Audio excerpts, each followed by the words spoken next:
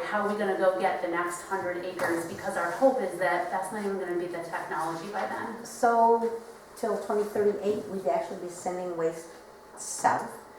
We're not talking Instead- about your solid waste, all we're talking about is Or your the ash. recycling. For No. the ash?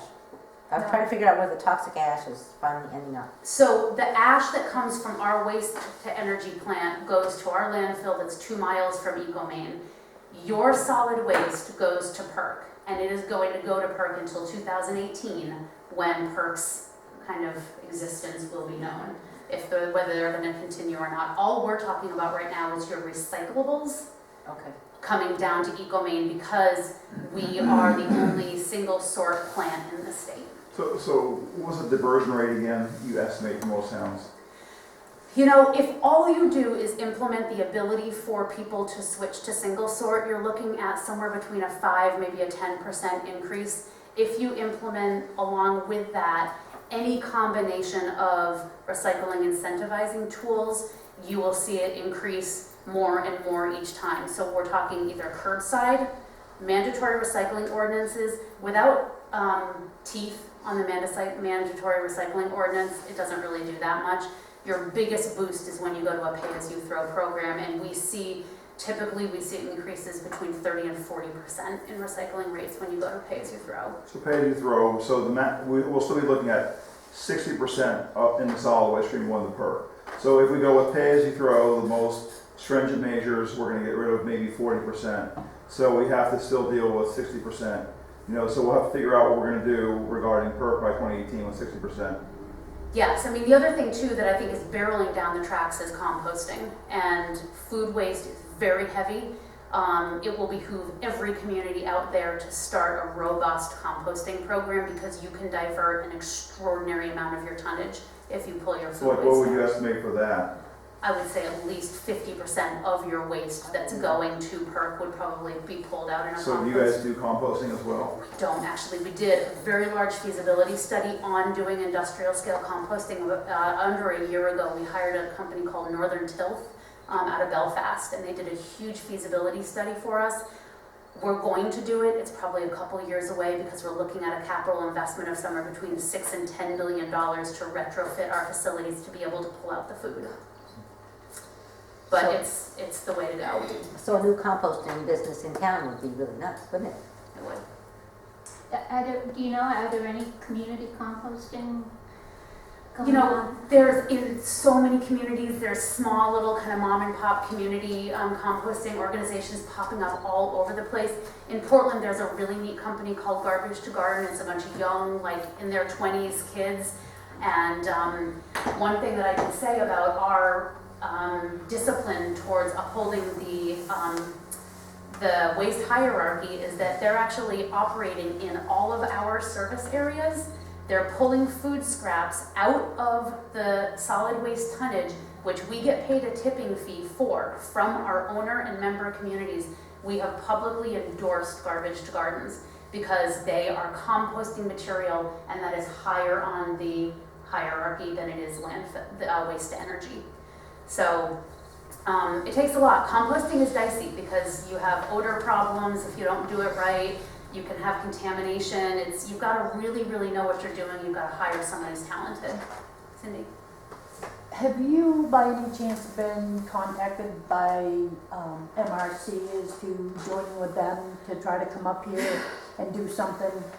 I know they're trying to do something. I know they are too. I've talked with some of the folks on the MRC. I don't think that they're looking for any type of a partnership with EcoMaine because so many of the communities that are part of the 187 PERC communities are just so far from EcoMaine, and from a solid waste perspective, it's really kind of a bear. They're looking at some pretty innovative ideas, but you know, they've got some time to figure it out. I don't know what direction they're going to go in, but they've hired a lot of, you know, pretty heavy-hitting consultants, and I think they're looking at all the options on the table right now. Yes. Are there any significant issues with vandalism of your containers out in the cities? That's a great question. Or also people trying to break in to steal things that might have some Yes, yes, and yes. Unfortunately, yeah. I would say probably the largest issue we have, both with vandalism of the containers and taking material out of them, is in Portland. There's a very large vacant parking lot down kind of off of Marginal Way, where we have 6 to 7 containers just sitting in a lot at all times for Portland residents to come and take their recycling. At any given day, I can drive by there and see people like pulling out lamps and all this kind of stuff. And we also had someone who set fires in the containers 4 days in a row and burned all the material and destroyed the containers. And so a security camera went up and that stopped immediately. So, you know, at the end of the day, what we typically pretty much find is that most people do the right thing.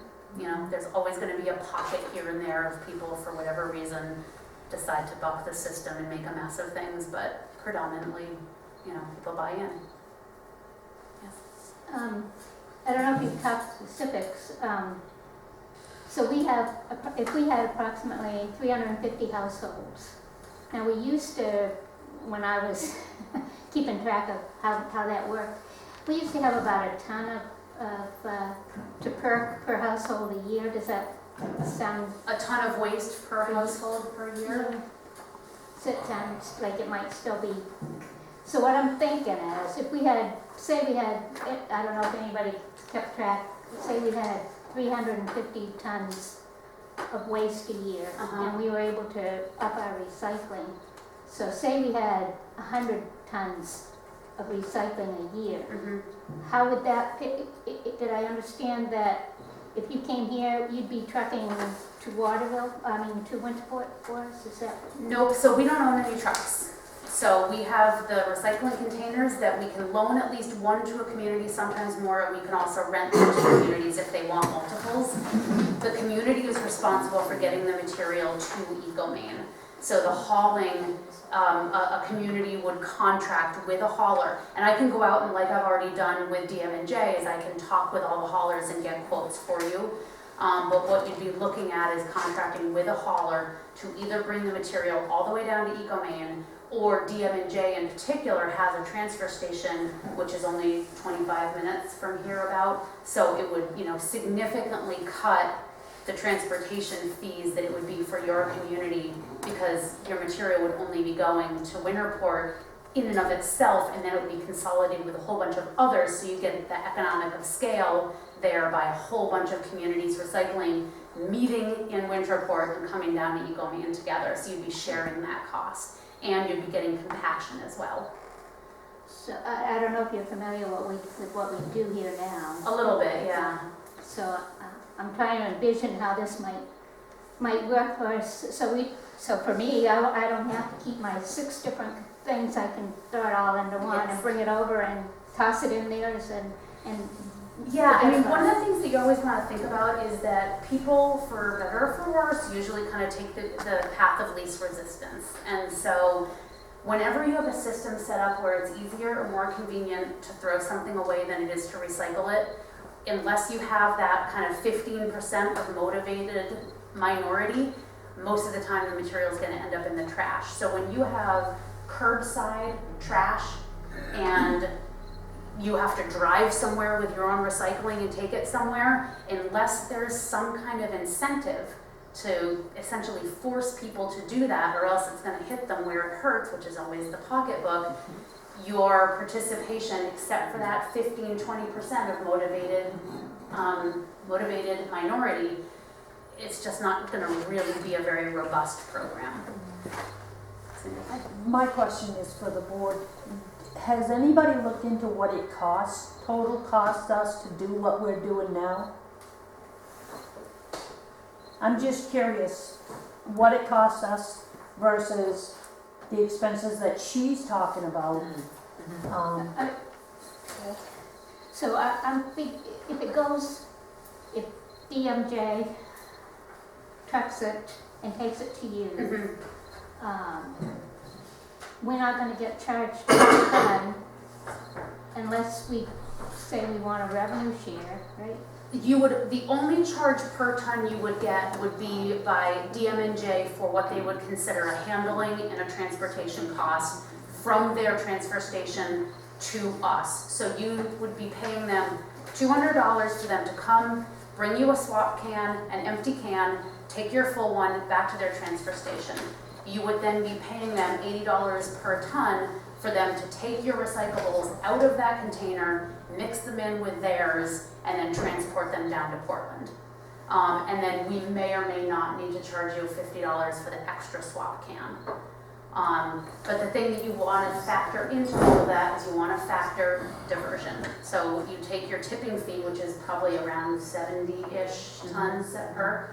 You may get some kind of a rebate if you're hitting your annual tonnage, but you want to say with every ton that goes out of that waste stream that goes into your recycling, you're literally almost eliminating the tipping fee on that, or at least you're swapping it to a less expensive one because you still have transportation to PERC. So you have to really sit down and kind of crunch the numbers, and we can do that as well, because so you're swapping one transportation for another, but then you've got this extra kind of handling issue with DM&J.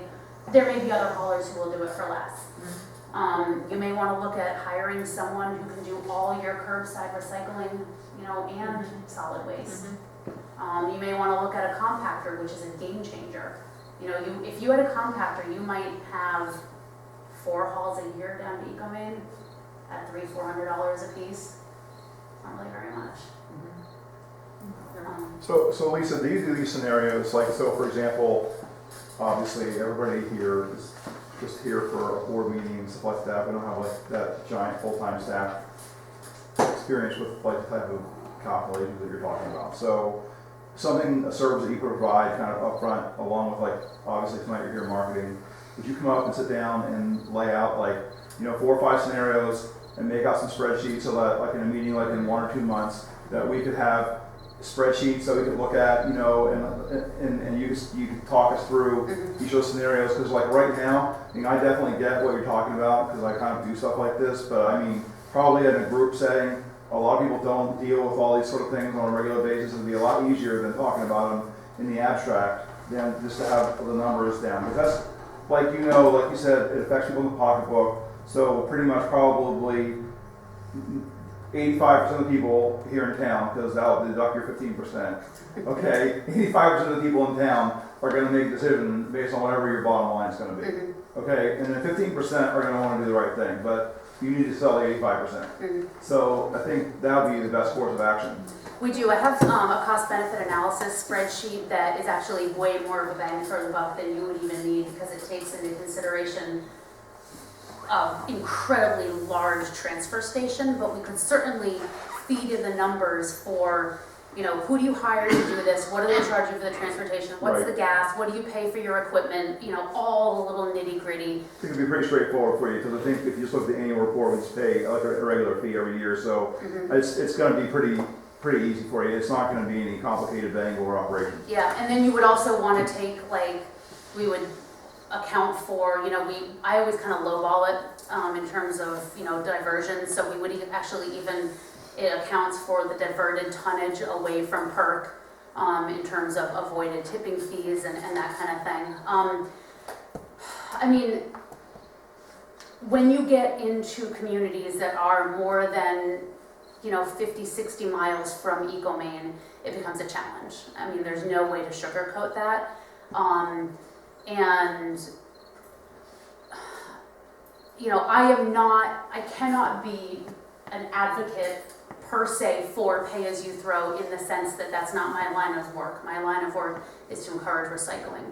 What I can say to you though is that bar none, every community that I've seen go to a pay-as-you-throw type of system has an absolutely extraordinary result. Right, but we can look at stuff like, if we can start to do estimates based on, because we already know we can contact the contractor, find out how many tons or whatever cubic meters or whatever are getting dumped down the PERC. You can get all that stuff figured out. Obviously, you have your handle on waste stats, so you can figure out roughly of that what's what, so what could possibly be here in the first place, right? And then we can go through a couple scenarios of, okay, if we do it voluntarily, you only get, 5% compliance. Exactly. We can just go ahead and put down the different stages that you have discussed here tonight in great deal of detail, actually, and lay out what the benefits are, and then we can estimate the costs on those, right? And then work it out that way. Yeah. That's what I'm saying would be the most valuable use of your time, to go and do it that way. And then people will actually see what they are, and then the board can make a choice for us. Definitely, and that's certainly feasible, and I can do that, no problem, and it can, and I can actually leave you with the spreadsheet, and there's aspects of it where you can go in and say, okay, well, so what if we could find a hauler that would do it for this amount, and what if we could divert this amount of percentage, and it's just gonna flip all your numbers for you, so you can really start playing around with different scenarios. So that's absolutely something they can do. It's certainly, that's where the rubber hits the road, is what the numbers start to look like. And just so you do know, if you're interested at all in a pay-as-you-throw program, there are two different kinds. There is your standard pay-as-you-throw, and I understand this only because I've done a lot of rollouts recently with towns that have not only gone to single sort with eco-money, but also implemented some type of pay-as-you-throw program. So just kind of by default, I've gotten really educated on it. So you have your standard pay-as-you-throw, where everyone has to pay for a particular color bag or whatever, and the money from the sale of the bag stays within the community, and they use it to either defray the solid waste costs or lower taxes or whatever. There's another type of program that is being piloted in Etna sometime later this month, which is called More in Return. That program, it is a way less bitter pill for people to swallow, because what happens is that all the money is collected from the sale of the bags. You still have to throw your trash away in a special colored bag and all that, and they're more expensive than regular bags, but all the money from the sale of bags goes into a pot. At the end of the year, that pot is evenly redistributed back to every single household.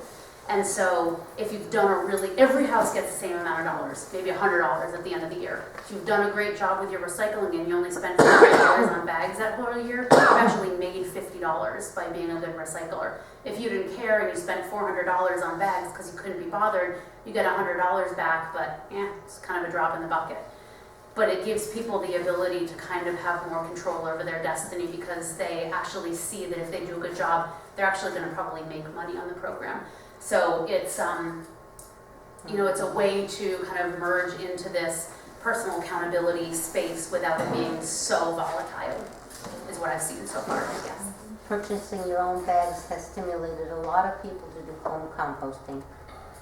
Which is a great thing. And that saves the community money as well, because of the avoided tip fees and because that food is heavy. So, you can always get in touch with Garbage to Gardens. They're the ones that are doing the the food composting. Is that Portland based Yes. mostly? Yeah. Okay.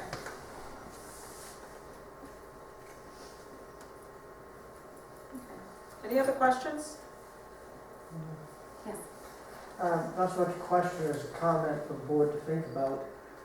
Pay as you throw sounds good, but in a rural town like this, you're gonna have a lot of people starting to dump it on roads, dump it in their backyards. I see it being a real problem in this town. Well, let's let her work through the numbers and stuff like that. I was thinking about it, I didn't want to say it, because I like, it'd be good just to have people work through the numbers and see everything worked out, rather than just think of every possible thing that can go wrong before you get started. Both of those positions are totally legitimate, and there is never a conversation about pay-as-you-throw where someone doesn't say, what about illegal dumping? I know you're right. So it's a great observation. What we have seen historically is that most of the things that are getting illegally dumped are already the things that are getting dumped. Television, mattresses, couches, easy chairs, whatever. The things that people don't want to deal with.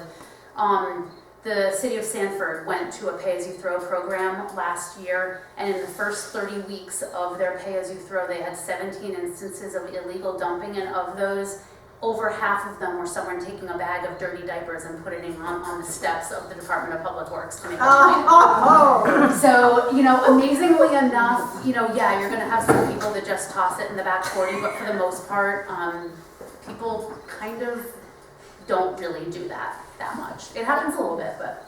And that was my observation when I worked in it, that people that the towns, when they instituted that, did not have a big problem with that.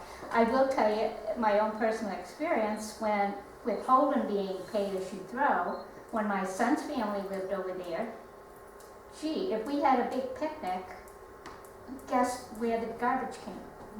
You know, I'm telling you. Mom and Dad? I'm saying that Clifton can have a bigger garbage can because we didn't charge paper. And that's something that you actually will probably eventually be forced to think about, because as pay-as-you-throw starts fanning out across Maine, as it has done in most of the other states, is that when you're a community that's surrounded by pay-as-you-throw communities and you're not, guess whose trash you're paying to dispose of? Usually there's about a 10% drop in tonnage in every pay-as-you-throw community. Once they start, it literally disappears from their books, because it's tonnage that was being dumped on their sidewalks on trash day from communities that have pay-as-you-throw. It's not up here yet. You won't be faced with that for quite some time, but eventually you'll be wanting to think about that. And with our large seasonal population, Yeah. if you've got a camp in Clifton and you live in a town with paper throw, you're not gonna take your trash back to your home. You're gonna leave it here. What happens to your population in the summer? Does it double, triple? I'm not sure what the numbers are. I mean, we just have seasonal people that, you know, we have a lot of ponds around here. I'm not, we've never really run numbers of what it looks like, but. I think if you look at the census data, like the number of houses versus the number of populated houses year-round, there's like about 30% difference. So, so I would say there's 30% more in the summer. Yeah. Yeah, it's a pretty big jump. When Otis went to the they throw over there at the dump, that's when trash at the end of the Springy Pond Road started showing up from a very well-paid doctor that lives on Beach Hill Pond at the end of Springy Pond Road. Well, what actually happens, very much to your point, is that if you do ever decide to implement pay-as-you-throw and you also implement a mandatory recycling ordinance, then when people do illegally dump, because they don't think people are smart enough to figure it out, they always end up leaving a trail. They always have an address in there, or a telephone number, or a bill, or something. And so you've got the ordinance, you can go back and charge them for illegal dumping and all that kind of thing. So it's a complicated issue. Your location adds extra complication to it, but you know, my job is to not only, you know, market and sell EcoMaine to everybody who will listen, but also to be a teacher and an educator in the community. And so I will work with you right up until the nth degree. If you decide to go with us, great. If you don't, you know, at least we've done the heavy lifting in terms of helping you figure out where you need to go. Okay. Well, I certainly appreciate you trucking. It's been wonderful, very informative, and I really appreciate you coming up. It's my pleasure, and thank you so much for having You're me very, here. very welcome. Very welcome. You know, please feel free to call with questions. I guess I'll just follow up with you. Yeah, Play phone tag please. for a few weeks. Yeah, and yeah, we eventually can do we'll it talk. again. We can do it again. Do you have an email address? I do, yep, it's on my business card, which is in the folder. Oh, okay. All right, good. Okay. All right, absolutely wonderful. Thank you. Thank you. You're so welcome. Thank you very much. I'm sorry. I put it in the back. Thank you. Okay. Hey, wake up. Wake us up. Thanks, Jeff. Okay, let's move on. What do you want to do? Shut that off? There you go. Thank you. Blinded now, you see spots? Yeah. Okay. All right. Let's go back to our agenda. While this is picking up here. Snowplow bids. God forbid we gotta think about that. Oh, where are our minutes on here? Oh, right above it. Right above it. Thank you. All right. Minutes from August. I've gone through them. Has anybody seen anything for correction or fixing, omission? Do we have a motion to accept? Okay, all those in favor? Okay, moved and seconded, so approved. Now, let's go to snowmobile. Yeah, snowmobile bids. Snowplow bids we get, One, run it again, that's right. We gotta have more than one person interested in plowing snow. where are they? Run it again, get it asleep. Did you advertise it in the paper? Yes. Some phone calls to Yes. people. We had one call, but I'm not sure if Oh, we wait, part don't of this open one. it yet. If we're gonna be asking for more, you can't open Good, one. what you got? Don't we have a list in the office of people to call, and did we call them? They called here, there's 2 people that called. No, what, did we call them to Yeah. say, we're putting this out to bid? I only have 2 people for snow plowing that doesn't snow. I don't know of any others. We have contractors, but not snow Right, so did we plowing call those contractors. contractors to see if they may need snow plowing? I talked to Mike Sullivan, and I know he was gonna leave too, what do you got? Did you get a bid in there? It may be in one, this, I don't we know. just have the one bid from, Oh, what do you want to do, we don't know, fellows, put back And in. Phyllis is, this is Phyllis. this is right from here. Craig, so we don't know if it's the They two. might have partnered I'd up. do another round, still, because So we've if always we had go- at least 4 or 5. So if we go another round, that will be October, and that will give us enough time to move forward snow. Right. But I'm only one Do for we need to do the same? I agree. We should have more numbers. Yeah. I'll make a motion, we put it back out to bid for some more, let Craig know that we did not open his bid. I would call all our contractors on our list to make sure that they are plowing, and maybe even look in the phone book or online for snow plowers in the area, and at least give them a call. Towns to see who they are. And then advertise in the paper again and have more bids for next meeting. If we have a personal plower that does plowing for businesses, can we recommend them to contact the town? There's a contract they can look at to see if they can, the specifications, and if they can meet that and put in a sealed bid. This is huge trucks with a plow and a wing and a sander and all that stuff. It's gotta be fitting. They used to do a bunch of businesses in Brewer, now they're sort of more local, but I think they have all that equipment. I'll just mention it. Cindy? Is this just the plowing or is it the On the same? table, I Oh, don't I'm know if sorry. there's a second. I'll second. Sorry, thank you. All those in favor, you wanna reiterate Now the we can- motion? now we can- Now we can discuss. Now we can Okay. discuss. Is this just the plowing or is it the sand, salt sand too? So you haven't put the salt sand out yet? It's all separate, but most times that You know when to put it out. they do the same, that along with the plow. Doesn't mean they have to do it that way, but most times that's the way it's Most done. contractors that do plow are doing sand. That way you don't get any confusion, be that they're a reasonable. Yeah, that's, level of I was gonna discuss that. Should we put it out to bid together then? Yeah, Well, at this point, I would say we would do it together, Yeah. because it's time to get the vote. You don't get the other guy, say you get the bid, the rocks, the other guy gets a bid for the plow, all of a sudden he's gonna say, well, I don't like you, they're saying it's for too many rocks, I'm getting too many complaints. If you know where the sand's coming from, basically it's gonna be the same. Okay, I'll amend my motion slightly to include, that we check for the sand, bids, and to also let Craig know if he didn't bid the sand with his bid, that he needs to do a separate one. And do you wanna call Mike too to make sure that his is either included or will come in as a separate? Yeah. I think last time they came in as separate bids, or maybe, I don't know. No, they were- we broke Same the paper? contract. Okay, okay, They were together. okay. And how long is it published when it's in the paper? I do the one weekend. Okay. Just one weekend? Yeah. I do it from there, we might get some interest in it. Well, we're talking a lot of cash Yeah, now. it's How much expensive. money is it? I think this one was like $60-some. Oh. It might be expensive. No, you can also stick it on the board out there. Snow plow bids accepted. Yeah. Put it in the newsletter? No, that thing out Yeah. there. Yes, yeah. Put it in the newsletter, you know, see if you don't get some interest that way. But making it with your contractor having to do the sand, that's gonna kind of limit you anyway. Because a lot of your plow contractors I don't do didn't say they sand. had to do both, I said have the bid, if they wanted to both, have them come in together. But we can get the same. But separate, not like one lump sum. Right. Right, but you might have other people that don't plow snow that could do the salt sand. And then you got people that could plow, Right. but don't How do the it's sand. always done it. Yeah. Yeah, we do set two separate bids. We do a bid for salt and sand, Should be under. and we, for the sand, and we do a bid for the Wow. plowing. Legal notices.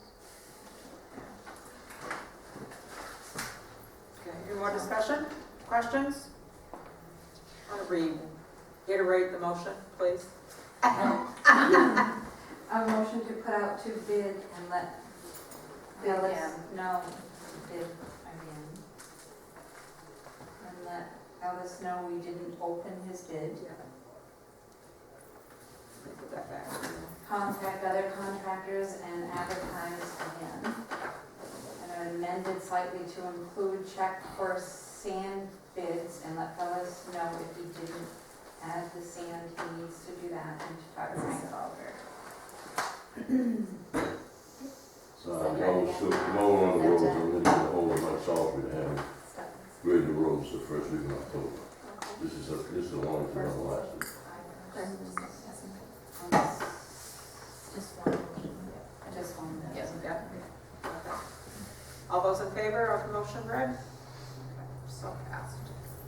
Okay. All right, next we have Cindy Grant, table from our August meeting. Cindy?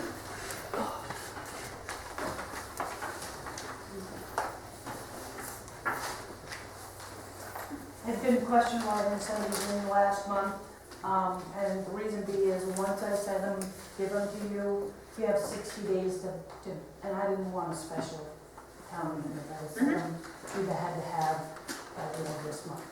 So I do want to say something before I hand them in. When I wrote this petition and I gathered the signatures, I saw a great need to do something to help the town. And that was because since town meeting until just recently, this town and this board was in total chaos.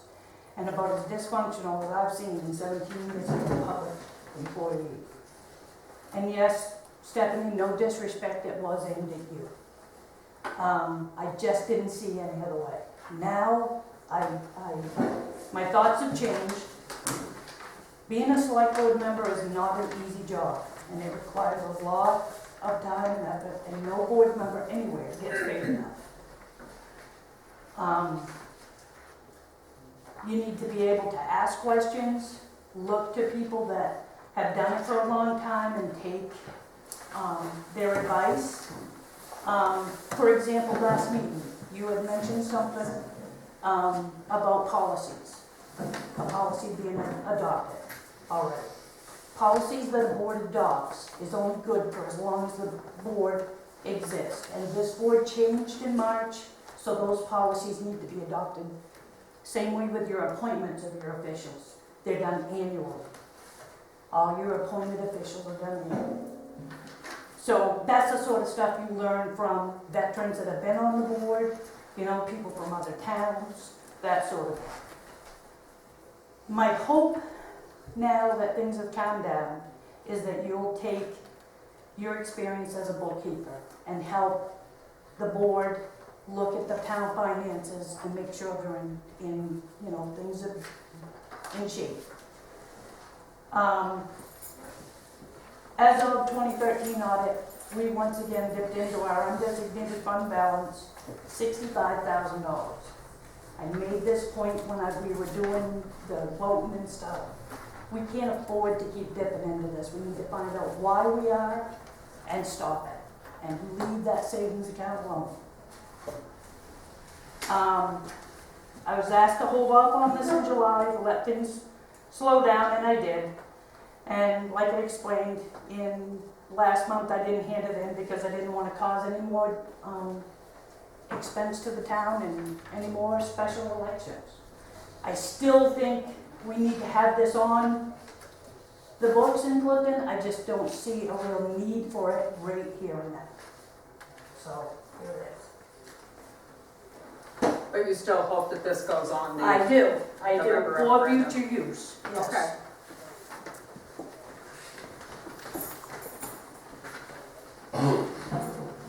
And this is noted as a Town of Clifton recall ordinance. Do you want to explain anything from it, Cindy, or what do you want me to? It is need to just vote on it? there were samples that were Yep. collected. I took the one that I thought best suited at the time, the situation that we were in.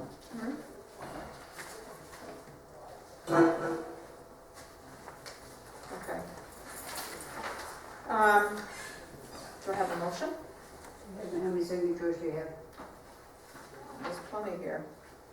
counted up your signatures? Yeah, It has to be there's 10% of voting. Yeah, and there's gonna be 70, I can't, I haven't counted them for a while, but we only need, what, 30? Has the clerk checked the signatures and voters? That should be done. They have to be, That has to be, they have to be certified by the court before they're Count considered this one right there, I know. valid. because it might not be 70.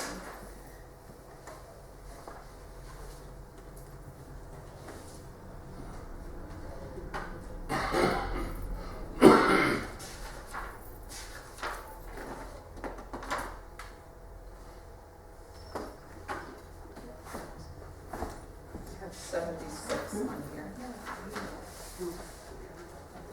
Make sure, Is, check and make sure they're voters. Yeah, because when I accepted like the petition from Jess and Paula, I just took it, you had to validate it and check it. If there's not enough signatures, then valid signatures, then we start all over It again. doesn't fly for November, but Right. we must have to make a motion to, if signatures are authenticated, then to put it on our referendum ballot for November, well, correct? how is the warrant to read? Because I was like, no, that's where I vote on anything. Does that sound? Request the attached ordinance be accepted in accordance with the Title 31A, Section 2522. What's And the then other paperwork that's with it? it is the Town of Clifton recall ordinance. It is an ordinance that's already been written? It's a sample that she took and I think put the Clifton, It's my recommendation. yeah, recommendation. The people that signed that, that's what they see, that's what they, The people that signed this petition, was it signed with the understanding that this is the ordinance? that is the That will sample be- they were given, that was the one I told them I was gonna submit to the board to be adopted by the town.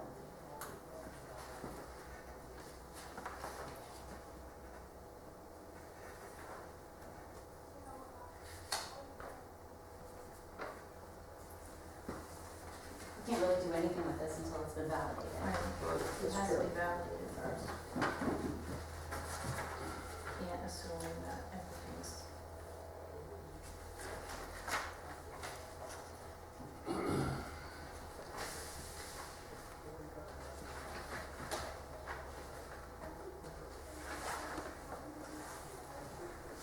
And where this is recall for us to decide, this does not go to planning board like it would be a land use thing, correct? I just clarifying that. Yeah.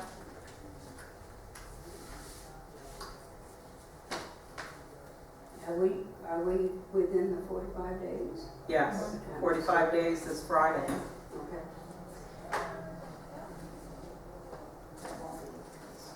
It needs to be validated. Absolutely. We start a valid petition until it's validated. So what's your pleasure? Make sure the signatures are I make a motion that, the clerk validate the signatures on this petition. And, it's determined enough to make it a valid petition. You put it on the, warrant for the November election. Can we make a motion like that where it's sort of like, if this is, then No, we're I gonna don't. vote that way? Well, if you can validate them before Friday, we're still under the 45 days. Right, but shouldn't we have a special meeting to come back together to vote for it at that point? You guys should approve it. Don't see any reason why we have to.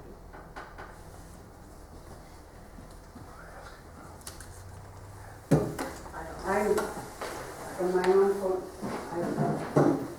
view, I am not happy to think that people in the town can feel that they can write ordinances. I think that the petition should say that they would like to have an ordinance, that they would like to have an ordinance written and have it done within a time period like all other ordinances.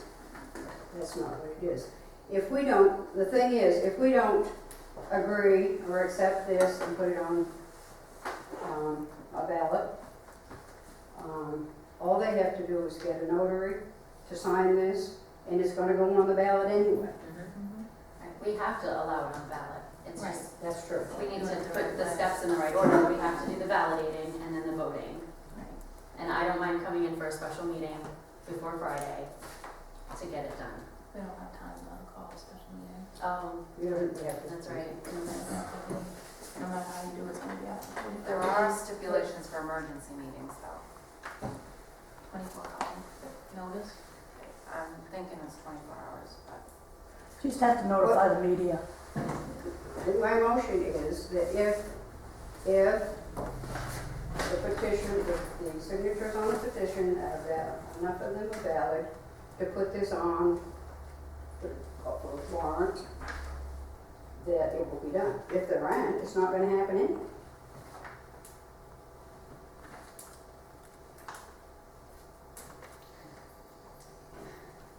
That puts us in catch-22 here. Paula? Not to butt in. Well, no, just educate us, I please. mean, Just, if the board members haven't read this ordinance Yeah. that's just been delivered to you, I would think that at the least you should have an opportunity to read it through and see if there's anything glaringly illegal about it. I am sure, you know, that Cindy vetted it pretty good, but I mean, just so that you're not embarrassed to discover later what's in it, you know? I mean, I'm concerned myself. I've told Cindy, I don't mind having a recall ordinance. I brought one in once. Yeah, And they right. didn't vote it in then, but I'm in favor of recall ordinances. But I personally am in favor of ones that have due process and that there's a cause. Not just simply redoing the vote on the person. It has to have a cause, and so Absolutely. Absolutely. that's And what I I think we all agree with you on that. But we don't get to determine that. If it's a petition that's been brought forth, we have to put it on the ballot. It's up to the voters to decide if this is a good ordinance. But the board had advised the voters that they have reviewed it and have an opinion on it. At this point in time, if it goes on, like I said, if we don't accept it, if the signatures are not signatures are valid, and we say, no, we're not going to do it, it can happen anyway. Because all she's gotta do is get a notary to notarize the signatures, and it's gonna happen. Like I said, I'm not arguing against. Let me finish. So, at this point in time, it would go on a ballot without our knowledge, actually, of what it even is. So we're not gonna go to any public hearings and say to the town, we want this to happen, because we didn't have anything to do with it. Right. I mean, Okay? that is the minimum. It has to have a hearing. So if you do act on it tonight and then discover something later, you do have an opportunity. And as I stated To make earlier, the- ideally, if this is gonna happen, personally, I would like to see our own planning board do our ordinance for us, not the people in the town. Well, not a recall ordinance. But that's not Planning what's board- happened. That's Planning not board. within the planning board's venue Or in any way, shape, anybody. or form. We could authorize them to do planning, do that. Or we could. Or we could do it ourselves. If we had to. Well, you could have them do a recycling ordinance or whatever, you That's know, right. but, That's what we have a planning board for. you know, why, that would flabbergast me. I can't think of why you would want to do it that way.